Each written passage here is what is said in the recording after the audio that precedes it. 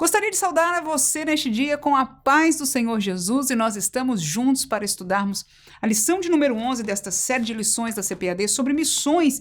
E a lição de número 11, proposta para o dia 10 de dezembro, é intitulada Missões e a Igreja Perseguida. Aqui vos fala a professora Manuela Barros e neste canal, nós que estamos servindo aos professores de escola dominical, nós fazemos sempre um roteiro que seja diferenciado o suficiente para que haja um certo aprofundamento, alguma aplicação, algo que você como professor possa adaptar e usar na sua sala de aula e assim continuar trabalhando, enriquecendo aos seus alunos e a nossa vida também como servos de Deus. Amém? Neste sentido, então, nós vamos estar falando das missões e da igreja perseguida e nós propomos, como sempre, para você um roteiro de estudo dividido em 3 tópicos. Se você é novo neste canal, este roteiro é disponibilizado para você na descrição deste canal, bem como no primeiro comentário. Fique à vontade para baixar e usar. Portanto, nós vamos dividir a lição sobre missões e a igreja perseguida em 3 tópicos. Primeiro, vamos falar da realidade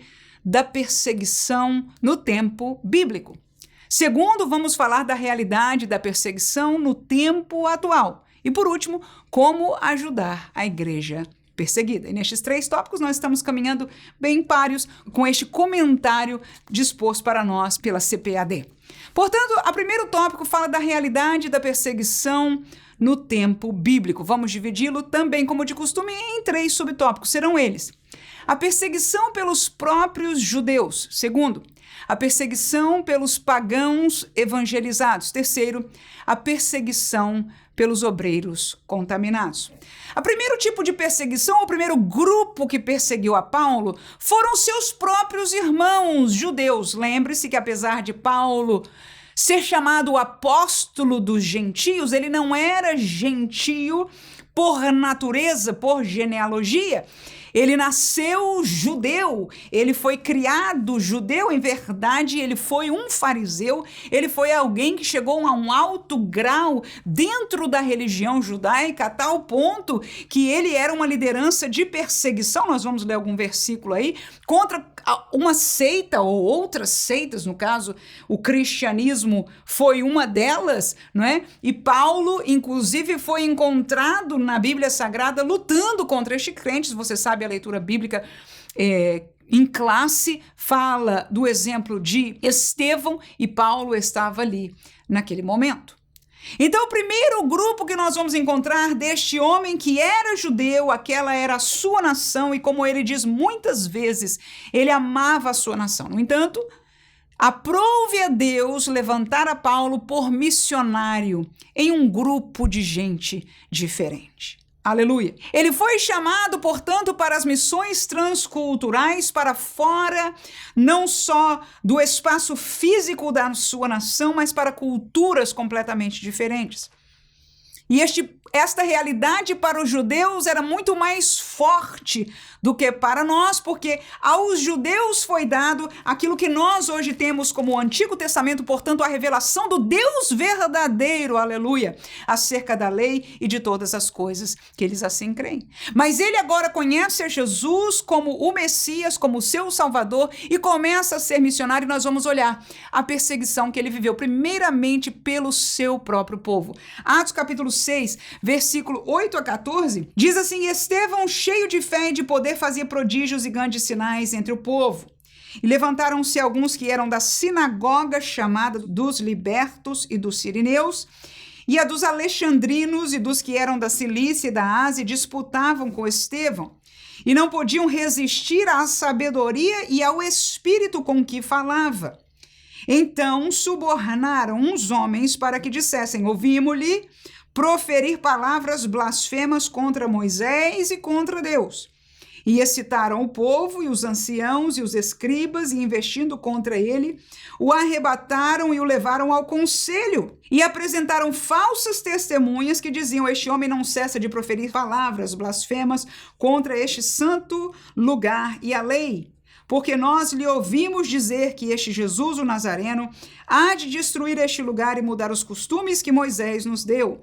Então todos os que estavam assentados no conselho, fixando os olhos nele, viram o seu rosto como o rosto de um anjo. Muito bem, meus irmãos, Estevão aí, então a história do primeiro Marte foi essa primeira história que Paulo aí não era vítima, mas foi um assistente, né? Alguém que participou, que viu, que consentiu, inclusive, com a morte deste homem, cujo único pecado foi estar cheio de fé e de poder, de prodígios e sinais, e estava ensinando nas sinagogas com toda a sabedoria de que Jesus Cristo verdadeiramente era o Cristo, o Filho de Deus.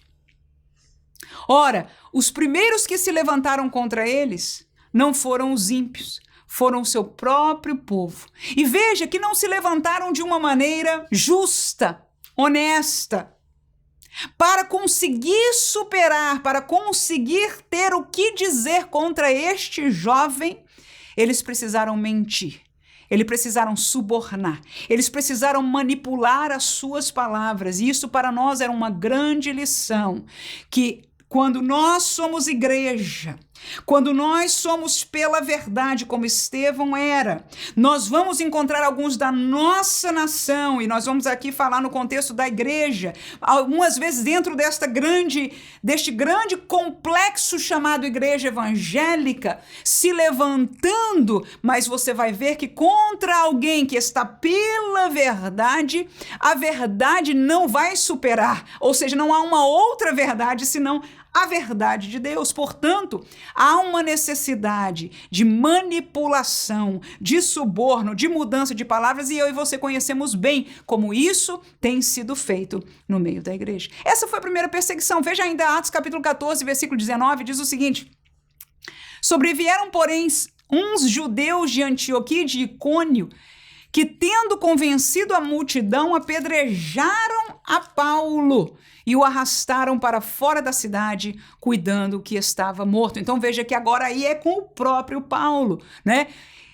A situação estava ali, ele estava tomando controle de uma situação difícil, mas de repente vem uns benditos, no melhor dos sentidos, judeus, seu povo, dos seus, que incitaram a multidão e fizeram que apedrejassem a Paulo, e só deixaram porque pensavam que ele estava morto. Então a primeira circunstância de perseguição de Paulo, do tempo bíblico, foi do próprio povo judeu, que, tendo a revelação antiga, não aceitou a Jesus, não aceitou o seu Messias, e por causa disso, veja que se tornaram inimigos do evangelho.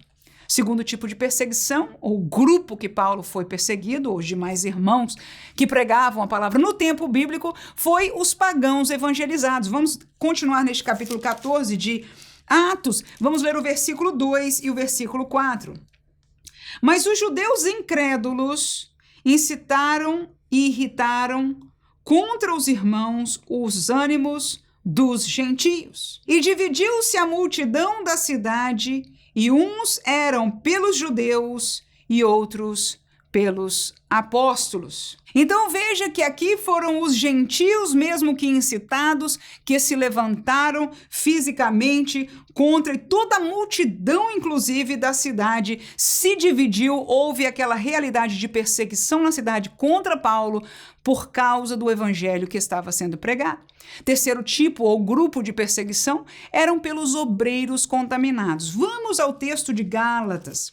A carta de Gálatas é uma carta muito interessante, porque duas vezes, na verdade, todo o composto dela é um clamor de Paulo, perguntando àquela igreja por que é que eles deixaram a posição, o ensinamento, a doutrina que ele, como fundador, que ele, como aquele que os ganhou, como foi o seu discipulador, o havia posto.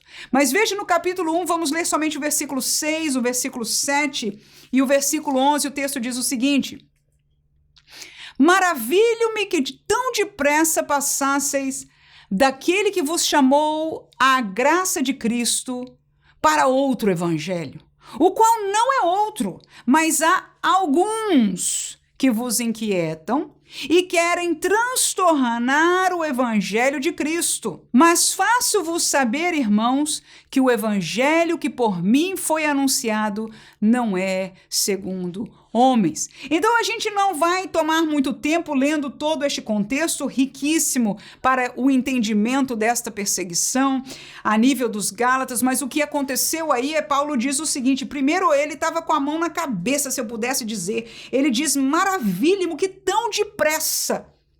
Ou seja, eu nem entendo como vocês tão rápido caíram no conto do vigário, no melhor dos sentidos. E ele diz: o problema é que foram alguns que vieram e se tremeteram entre vós. Ou seja, veio pregador visitante, veio evangelista visitante, veio uns dizendo que eram, mas que não são.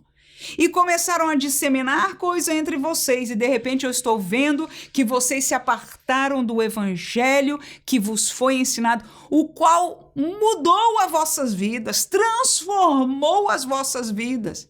Neste contexto aqui, se você se lembra, Paulo ele diz: mas se vier um anjo do céu, ou até mesmo eu de volta aqui com outro evangelho do que esse que transformou as vossas vidas, seja anátema. Amém? Mas o que aconteceu ali na Galácia foi que alguns falsos obreiros, falsos irmãos, e eu digo falso porque traziam engano para aqueles irmãos locais, mas eram pessoas que se reconheciam como ensinadores da palavra de Deus, mas eles perseguiram a Paulo, não só porque foram atrás das ovelhas tentando enganá-las, mas porque falavam mal de Paulo, e nós vamos ver isso algumas e outras vezes no texto da Bíblia Sagrada. Então esta é a perseguição no tempo bíblico, deixamos estabelecida. Os apóstolos viviam a nível dos judeus, a nível dos pagãos evangelizados, ou seja, é o que mais seria o foco da nossa lição, a igreja perseguida. Se fosse somente isso, o foco seria Paulo em Éfeso, Paulo, enfim, viajando por toda aquela Europa e Ásia, pregando o evangelho no meio pagão e sendo por eles perseguidos. Mas nós vemos que ele era perseguido também pelo seu próprio povo judeu, que tornou-se, portanto, agora uma outra religião do que a de Cristo, amém? E também por obreiros contaminados. A realidade da perseguição no tempo atual nós vamos usar como segundo tópico e dividimos nos 3 seguintes subtópicos. Perseguição religiosa e política, tememos pela vida. Perseguição sociocultural, o enfraquecer na fé. E terceiro, perseguição na igreja, lutando pela vocação. Queridos, este é o tópico mais importante deste estudo de hoje. Porque nós vamos entender o que é que a perseguição no tempo atual causa a nós que estamos de pé, que estamos ainda nos segurando na verdade. A primeira fonte, assim como dissemos no tempo bíblico, o primeiro grupo, a primeira fonte de perseguição nos tempos modernos contra a igreja, tanto a igreja perseguida, que nós denominamos ela de perseguida porque o é, como pela igreja que nós vivemos nela, que de uma certa maneira é perseguida também. E a primeira delas é a perseguição religiosa e política, que é mais focada nestes que estão lá do que em nós. E o maior temor, o maior perigo que estas pessoas correm, estes irmãos, é perder a sua própria vida. É algo que pode acontecer a qualquer momento, nós sofremos por isso. É uma das causas pela qual nós gememos, choramos, intercedemos. Mas como diz aquele texto, não temais aquele que somente pode matar o corpo do homem. E estes irmãos são para nós um exemplo lindo, aleluia, de fé, que eles entendem, aleluia, como Paulo, que o morrer para mim é ganho, ainda que seja tão sofrido, possam estar deixando família, mas eles não deixam esta fé, pelo contrário, estão prontos e dispostos, aleluia. O seu único sofrimento era como Paulo também, o seu sofrimento maior é de que eles não possam continuar, como Paulo dizia, eu gostaria de estar com o Senhor, mas esta obra é necessário ser feita, eu não sei nem o que decidir. Ele decidiu obedecer ao Senhor e foi no tempo de Deus, aleluia. Mas a primeira realidade é esta, religiosa e política, e o que este conglomerado político e religioso mais pode ameaçar os crentes é tirar a sua própria vida. Há, com certeza, ameaças menores acerca do bem-estar da sua vida. No entanto, a maior delas é o temor pela vida. Deixo para você Mateus capítulo 26, versículo 3 e 4, que diz o seguinte: depois os príncipes dos sacerdotes e os escribas e anciãos do povo reuniram-se na sala do sumo sacerdote, o qual se chamava Caifás, e consultaram-se mutuamente para prenderem Jesus com dolo e o matarem. Ora, este foi o primeiro, no melhor dos sentidos. O primeiro que nós reconhecemos no tocante ao Novo Testamento, o próprio Jesus. Mancomunaram contra a sua vida e foram os religiosos, foi a religião, aleluia. Foram os judeus que se reuniram e se consultaram para saber como conseguir matar, tirar a vida de Jesus. Atos capítulo 13, versículo 50 diz: mas os judeus incitaram algumas mulheres religiosas e honestas e os príncipes da cidade e levantaram perseguição contra Paulo e Barnabé e os lançaram fora dos seus limites. Então veja que politicamente, religiosamente, havia aquela manipulação para tirar Paulo e Barnabé não só contra a sua vida, e esse era um temor. Nós acabamos de ler um texto bíblico que ele foi apedrejado. Não foi a única vez que ele teve que fugir pela sua vida. Esta era uma realidade do dia a dia do missionário Paulo. Aleluia. Segundo tipo de perseguição, uma perseguição sociocultural. E quando eu pensei nisso, eu digo, olha, enquanto lá eles estão sofrendo por causa da política e da religião e temem pela vida, tem havido no nosso derredor, na nossa área, onde nós festejamos a liberdade de expressão, liberdade de religião, mas dentro daqui tem florescido uma cultura, e quisera esta cultura fosse como no mundo pagão, que ficava somente do lado de fora da igreja, e em verdade nem naquele tempo ficou. Muitas vezes Paulo escreve à igreja de Corinto mesmo, dizendo, irmãos, lembre-se que isso é do teu velho homem, deixa para fora, não pertence à igreja. Mas a realidade é que a perseguição cultural, a perseguição social, o que isso quer dizer na prática? É que nós somos crentes em meio a uma sociedade, ninguém é crente dentro de uma bola fechada, de um clausulo, de um quarto, aleluia, nem só de uma igreja, dos quatro paredes de uma igreja. Seria mais fácil. Mas nós somos crentes em meio a uma sociedade que está cada vez mais, sempre foi sendo um mundo distanciada da verdade da palavra de Deus. Mas como o Ocidente tem muita história junto ao cristianismo, nós vemos que essa história está sendo pela cultura cada vez mais apagada e o nosso povo culturalmente cada vez mais distanciados de tudo que se chama verdade de Deus. E o que acontece é que nós temos que conviver com essas pessoas no dia a dia a nível social. Nós temos que lidar, seja na mídia social ou na televisão, na mídia que nós consumamos, com uma cultura que é contrária a Deus. E o perigo desta perseguição não é a morte física, mas é o enfraquecimento da nossa fé, que leva à morte espiritual. Tão difícil é para alguém romper com a barreira espiritual das trevas, mas eu e você já chegamos ao Evangelho, somos nascidos de novo. Mas agora nós vivemos ainda uma perseguição cultural, uma perseguição maligna que nos quer tirar desta fé.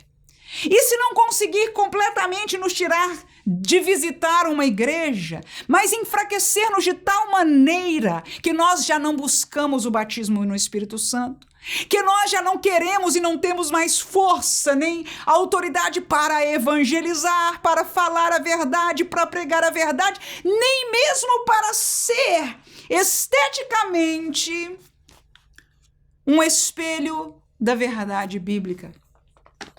Nós temos sido pressionados para caminhar com o coro, com o cântico da cultura e dizer que tudo bem, que não faz diferença, que nós cremos na palavra de Deus e em Deus, mas que nós estamos no contexto social vosso. Mas isto é anátema. Aleluia. O mundo ainda é mundo. As trevas ainda são trevas. E a verdade é que esta realidade cultural ainda está muitas vezes mais distante, cada geração que passa, daquilo que a palavra de Deus nos ensina. Glória a Deus. Vamos ler um texto de 2 Coríntios, capítulo 4, versículo 8 e 9, diz o seguinte: em tudo somos atribulados, mas não angustiados, perplexos, mas não desanimados, perseguidos, mas não desamparados, abatidos, mas não destruídos. Veja esse último versículo, inclusive da perseguição e o abatimento. Isso é muito próprio da cultura. E aí o apóstolo está falando às pessoas, é cada um, nós somos, é aquilo que nós sentimos. Nós nos sentimos hoje como crentes perseguidos. Não é mais aceitável. Talvez até seja aceitável ser crente, mas tem que ser crente que conviva, que aceite, que não fale mal, que esteja vestindo-se, andando, fazendo e aceitando muitas coisas que a palavra de Deus condena. Esta é a pressão cultural. E muitos de nós já somos levados, e eu digo isso com toda transparência. Esta força cultural é tão grande que nos traz um fenômeno chamado normalização do pecado. Aquilo que antes nos assustava, aquilo que antes nos arrepiava, como nós temos sido colocado diante dos nossos olhos por toda sorte de mídia, para todo lado. Então, o que acontece por esta excessiva exposição e um mundo dizendo isso está tudo bem, você tem que ter piedade, você tem que amar, tentando moldar o evangelho para a sua forma de visão, nós estamos cada vez mais pressionados contra isso e estamos normalizando esta mensagem na nossa vida. Para que isso não aconteça, é necessário voltar a ler, a ouvir e aos pregadores e aos ensinadores a pregarem a palavra de Deus como ela é. E como Jesus pregava com autoridade. As pessoas que ouviam a Jesus, algo lhes chamava a atenção na maneira que Jesus falava. Eles diziam, ele fala como quem tem autoridade. A autoridade a nível cultural é uma coisa horrorosa. Nós devemos ter mais uma opinião a ser respeitada em meio a tantas outras. A autoridade, principalmente se vier de um Deus, isto não existe. Isto é fora do contexto e por causa disso nós sofreremos e sofremos perseguição. Agora, aqueles irmãos perseguidos lá sabem que o pior que pode acontecer é perderem a sua vida. E quando seu corpo tombar aqui, eles serão recebidos no céu e estarão a salvo para sempre. Seguro que é doloroso deixar um filho, ou ver um filho passar, ou deixar uma esposa, ou deixar os irmãos da igreja, mas a segurança de que acabou a sua peleja. No entanto, o pior que pode acontecer aqui tem acontecido aos milhares. É que muitos de nós estamos normalizando e enfraquecendo a fé e começando a sair de um caminho estreito, que a Bíblia diz que a porta é estreita e o caminho é apertado, e nós estamos começando a mudar de curso para um caminho que é largo. O caminho da sociedade, o caminho da cultura é um caminho largo.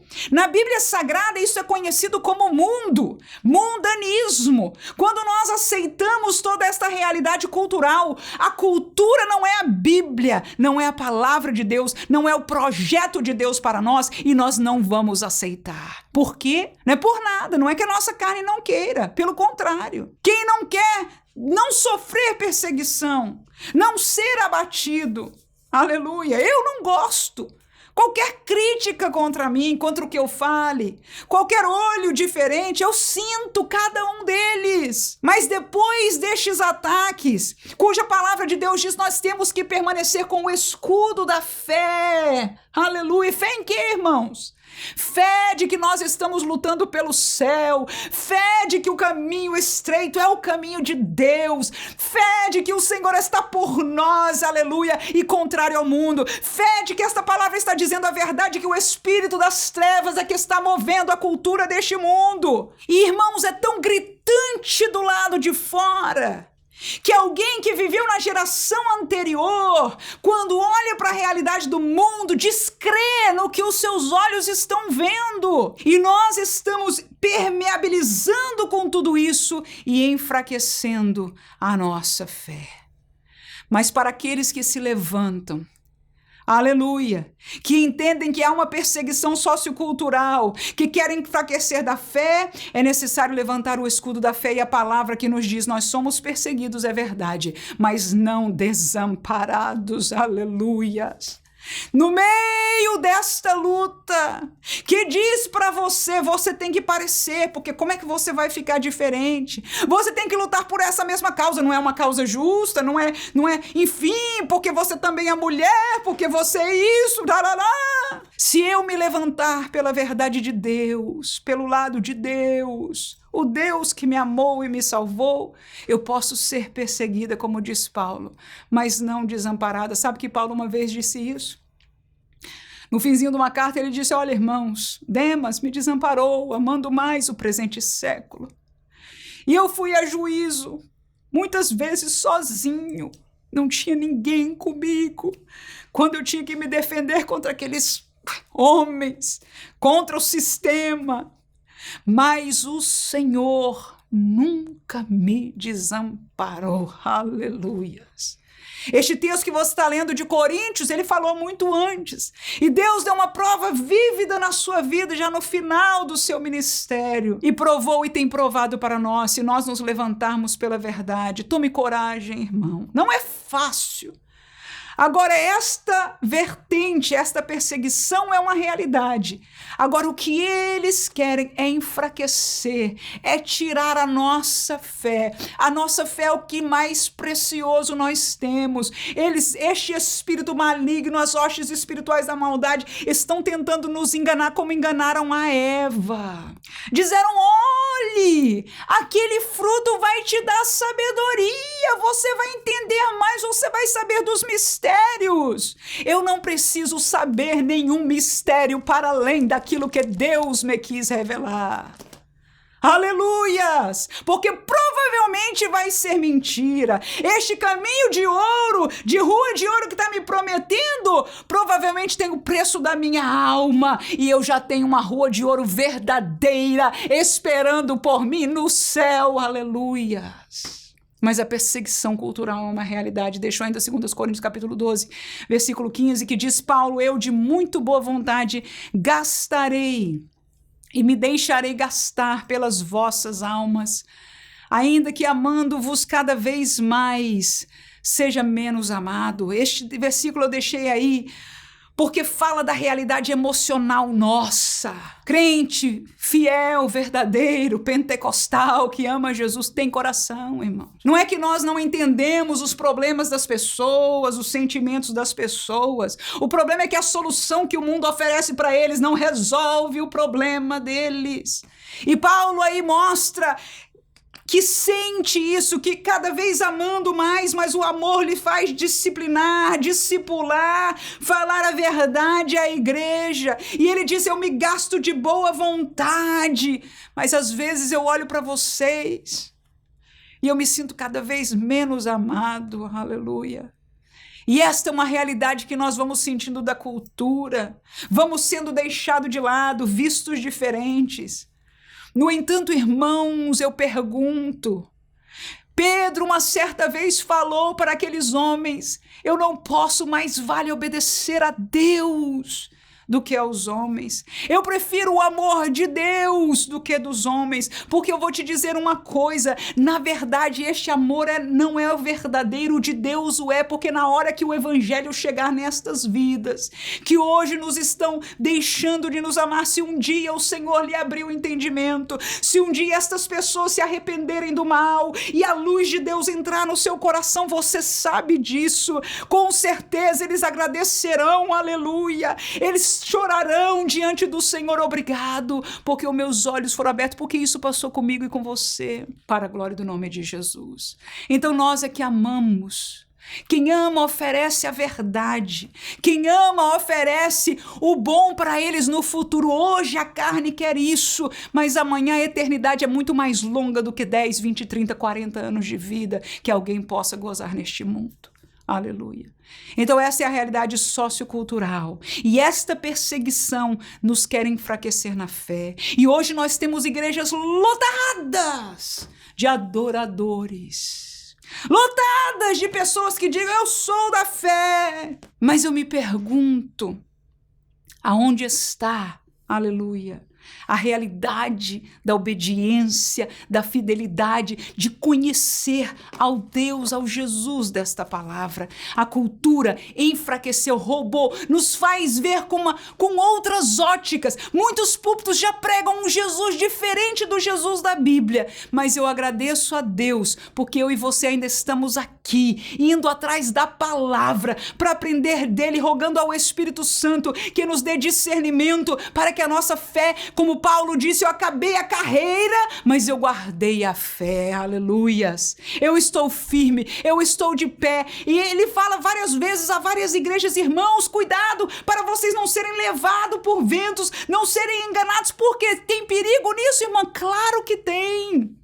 Quando alguém enfraquece, quando alguém sai da fé, irmãos, é sair do caminho estreito, o caminho é um só, aleluia. Glória seja dada a Jesus. Terceiro e último tópico, a perseguição na igreja. Existe isso, irmão? Infelizmente existe. E esta perseguição dentro do contexto da igreja, com certeza não é contra carne e sangue. Com certeza quem se levanta contra você ou contra mim ou contra alguém, contra um pastor, contra um servo de Deus, não é contra carne e o sangue. Nós entendemos que esta peleja é espiritual, mas existe na igreja sim. E o que nós temos que fazer? Lutar pela nossa vocação. Esta luta na perseguição da igreja é para ficarmos firmes pela vocação. Vamos ver um texto aí de Paulo em Gálatas mesmo, capítulo 1, versículos 6 e 7, depois o 15 e 16 diz: maravilha-me que tão depressa passasseis daquele que nos chamou a graça de Cristo para outro evangelho, o qual não é outro, mas alguns que vos inquietam e querem transtornar o evangelho de Cristo. Mas aprove a Deus que desde o ventre da minha mãe me separou e me chamou pela sua graça, revelar seu Filho em mim, para que o pregasse entre os gentios.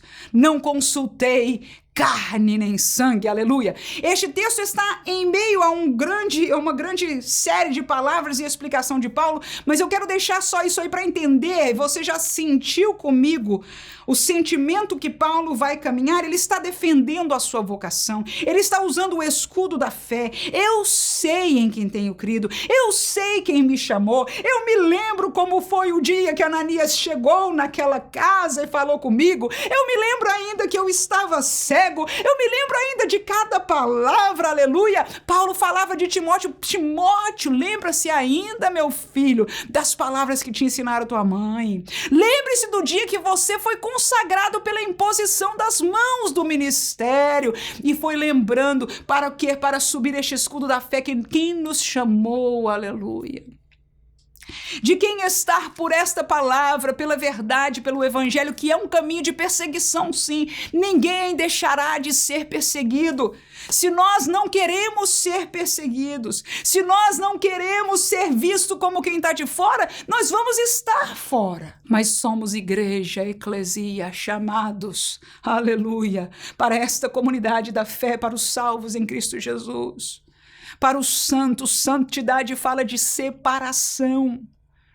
Então eu devia ter prazer de ser diferente, para que alguém de lá olhe para mim e diga: esta é diferente. Ela não é como nós, as suas palavras, as suas atitudes, o seu vestuário, o seu ser como um todo, tudo nela é diferente. Vamos lançar pedras até o dia, aleluia, que em sua necessidade ela possa compartilhar e eu possa orar por esta pessoa. Até o dia que eu tenho a oportunidade de dizer: venha para Jesus, que é a solução da sua vida, porque estas pessoas estão tirando a vida delas, porque estas pessoas estão escravizadas por demônios, muitos deles, porque estas pessoas estão sofrendo, irmãos. Nós sofremos perseguição, a gente passa aperto, enfim, um monte de coisa, mas quando a gente vai para um culto abençoado, irmãos, oh, que alegria! Me diga qual é a alegria do mundo, irmãos. Você lembra ainda? Ah, tomei todo, saí alegre. Isso é alegria, irmãos? Isso é alegria! Me diga, por favor. Ah, eu tive com ele ou com ela, ou com tantas. Isso é alegria? Pode ser um prazer passageiro na carne, mas alegria não é. Que nós possamos ser igreja. E eu sou orgulhosa no melhor sentido, não que eu mereça nada. Eu estou aqui pela graça de Deus e olhando para não cair. Mas eu amo ser igreja. Aleluias. E eu quero prezar, que Deus me guarde, porque eu também sou tentada a parecer com eles, eu sou. Mas muitas vezes é o Espírito Santo de Deus que diz para mim: esta cultura chama-se mundo. Aleluia. A concupiscência dos olhos. E nós, como crentes, estamos vivendo esta perseguição. E dentro da igreja, algumas vezes vem esta perseguição contra as nossas vidas, de obreiros, de pessoas que estão de dentro, que estão sendo usadas com certeza espiritualmente contra nós, e nós temos que lembrar-nos da nossa vocação primeiro como crente. Se você é professor de escola dominical, não, eu sou chamada para servir ao Senhor, é humilde a minha cooperação, mas é a Deus que eu vou ser fiel na frente dos meus alunos. Eu quero ser modelo, como Paulo nos ensina a ser, de santidade, modelo de comunhão com Deus. Quantas coisas nós deveríamos ser como servos do Senhor. Eu prego o evangelho. Outro irmão fez um comentário: pela graça de Deus que me chamou para ser um evangelista. Que honra, aleluias. Vamos lutar pela nossa vocação, qualquer que dessas setas venha mesmo dentro da igreja, mesmo que sem palavras em nosso coração, mas Paulo diz por palavras: aprove a Deus me chamar, aleluias. Não é para nos gloriarmos, mas é a verdade, aleluia. E nós por ela e nele permanecemos. 2 Coríntios capítulo 11, versículo 2, versículo 3 e versículo 13, o texto diz: porque estou zeloso de vós com o zelo de Deus, porque vos tenho preparado para vos apresentar como uma virgem pura a um marido, a saber, Cristo. Mas temo que, assim como a serpente enganou Eva com a sua astúcia, assim também sejam de alguma sorte corrompidos vossos sentidos e se apartem da simplicidade que há em Cristo. Porque tais falsos apóstolos, ou seja, estão dentro da igreja, são obreiros fraudulentos, transfigurando-se em apóstolos de Cristo. Então nós vemos que dentro da igreja, infelizmente, mais uma realidade, vai ter obreiro, vai ter pregador para todo tipo de público. Para aqueles que querem um evangelho parecido com o mundo, eles vão existir.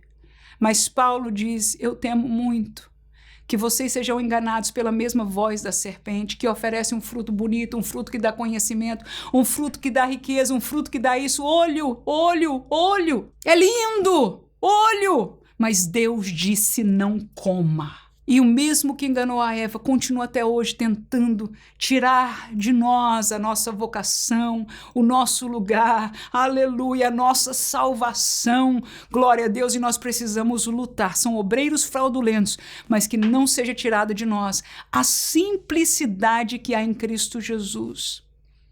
Você já imaginou como a simplicidade da igreja tem tentado ser roubada?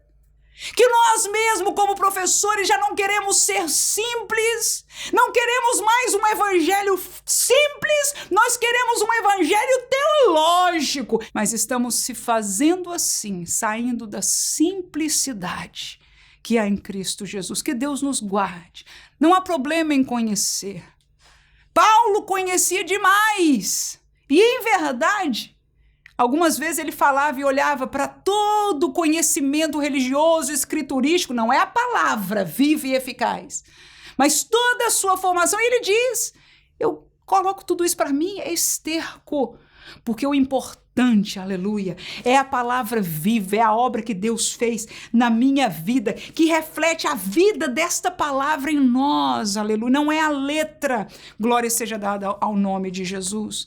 Portanto, vamos lutar pela nossa vocação, que a perseguição que se levante mesmo no meio da igreja, possamos lutar pela vocação e seguir adiante fiel até o fim. Como ajudar a igreja perseguida? Conhecendo e sendo sensibilizada por ela. É o último tópico. Orar e batalhar com ela. E por último, envolver-se, financiando e atuando junto a ela. Como conhecer e ser sensível? Tiago 2, 15 e 16, o texto diz o seguinte: e se o irmão ou a irmã tiverem luz e tiverem falta de mantimento cotidiano, e algum de vós lhes disser, ide em paz, aquietai-vos e fartai-vos, e não lhe derdes as coisas necessárias para o corpo, que proveito virá daí? Então, nesta ótica aí, olhando para este versículo e a realidade da igreja perseguida, nós precisamos conhecer a sua necessidade, com certeza, mas ser sensíveis a ela. Ou seja, se eu disser, que pena, né? Eu vou orar por você e passar, e o que acontece? A gente fala isso demais. Continua os nossos dias e nós não oramos por eles, na verdade, nem mais oramos, ou quase nada. Então o texto nos ensina aí que nós devemos participar, conhecer, mas ser sensibilizado. E qual seja a necessidade deste campo? Seja oração, seja financeiramente, nós vamos estar falando, todas as coisas que nós possamos fazer, nos vier à mão a possibilidade de fazer, participar. Segundo, orar, batalhar na fé. Efésios 6, 19 e 20, este pedido de Paulo, a igreja diz o seguinte: por mim, e o contexto é a oração, orem por mim, para que me seja dada no abrir da minha boca a palavra com confiança, para fazer notório o mistério do evangelho, pelo qual sou embaixador em cadeias, para que possa falar dele livremente, como me convém falar. Então, ore pelo obreiro, pelos pastores, pelos missionários que estão nestes lugares sendo perseguidos. Atos 12, versículo 1 a 5, o texto diz: porque aquele mesmo tempo o rei Herodes estendeu a mão sobre alguns da igreja para os maltratar. E matou a espada Tiago, irmão de João. E vendo que isso agradara aos judeus, continuou mandando prender também a Pedro. E eram os dias dos asmos. E havendo-o prendido, o encerrou na prisão, entregando-o a 4 quaternos de soldados, para que o guardassem, querendo apresentá-lo ao povo depois da Páscoa. Pedro, pois, era guardado na prisão, mas a igreja fazia contínua oração por ele a Deus. E eis que sobreveio o anjo do Senhor e resplandeceu uma luz na prisão, e tocando a Pedro no lado, o despertou, dizendo: levanta-te depressa. E caíram-lhe das mãos as cadeias. E considerando ele isso, foi à casa de Maria, mãe de João, que tinha por sobrenome Marcos, onde muitos estavam reunidos e oravam. E acenando-lhes ele com a mão para que se calassem, contou-lhes como o Senhor o tirara da prisão e disse: anunciai isto a Tiago e aos irmãos. E saindo, partiu para outro lugar. Este é um texto de testemunho, aleluia. Mas um testemunho de quê? Que enquanto estava alguém preso, a igreja orava e o Senhor respondeu. Deus não deixou de fora. Podia ter sido só Pedro, que é uma figura importantíssima. Não só um dos apóstolos, mas um homem de Deus, e estava preso pela causa de Deus. Deus podia ter deixado na Bíblia somente isso, que ele estava lá e de repente veio o anjo e saiu. Mas aprove ao Senhor nos dar esta grande lição da participação da igreja. Queremos ajudar a igreja perseguida, vamos orar por ela, batalhar junto a ela, porque vemos a prova escriturística de que o Senhor trabalha nessa parceria para a glória do nome de Jesus. E por último, se envolver, financiar. 2 Timóteo capítulo 4, versículo 11 e 13, diz o seguinte: só Lucas está comigo. Toma Marcos e traze-o contigo, porque me é muito útil para o ministério. Quando vieres, traze a capa que te deixei em Troade, em casa de Carpo, E os livros, principalmente os pergaminhos. Que isso, irmãos? Que versículo é esse que eu deixei? É Paulo no fim da vida dele. Paulo preso na prisão domiciliar que ele estava. Quantas pessoas estavam com ele? Estava só Lucas. Então, junte-se a eles, faça o que possível. Se alguém vem visitar, receba, coopere, financie, ajude. Olha aí Paulo dizendo, irmão, quando vier, manda capa. Que isso, irmão? Ele estava passando frio, ele precisava de uma capa velha que estava não sei aonde. Aleluias. E muitos estão em situações, nós precisamos conhecer, nós precisamos orar, mas nós precisamos nos envolver também com aquilo que Deus nos permita conhecer e nos dê nas nossas mãos a possibilidade de atuar. Que Deus abençoe a sua vida, que ouviu esta palavra, a palavra de Deus. Que Deus te ajude nas suas perseguições a permanecer na vocação que você tem, para permanecer firme na fé deste evangelho bíblico. Permaneça fiel em estudar a palavra. Que não seja somente preparar-se para pregar, preparar-se para a sua lição de escola dominical, que haja um tempo devocional na sua vida, você com Deus, que possamos nós, vou dizer mais uma vez, nós, voltar a orar mais, a ter comunhão com Deus, para que Deus volte a fazer em nosso meio aquilo que Ele quer fazer por nós. Assim esta batalha espiritual será vitoriosa. Não é que não vai haver mortes no mundo perseguido, não é que não vai haver problemas na nossa vida aqui, mas o Senhor estará conosco e principalmente nós seremos fiéis a Ele até o fim. Que Deus abençoe você, a sua obra que você faz na presença do Senhor, a sua vida, a sua família, para a glória do nome de Jesus. Amém.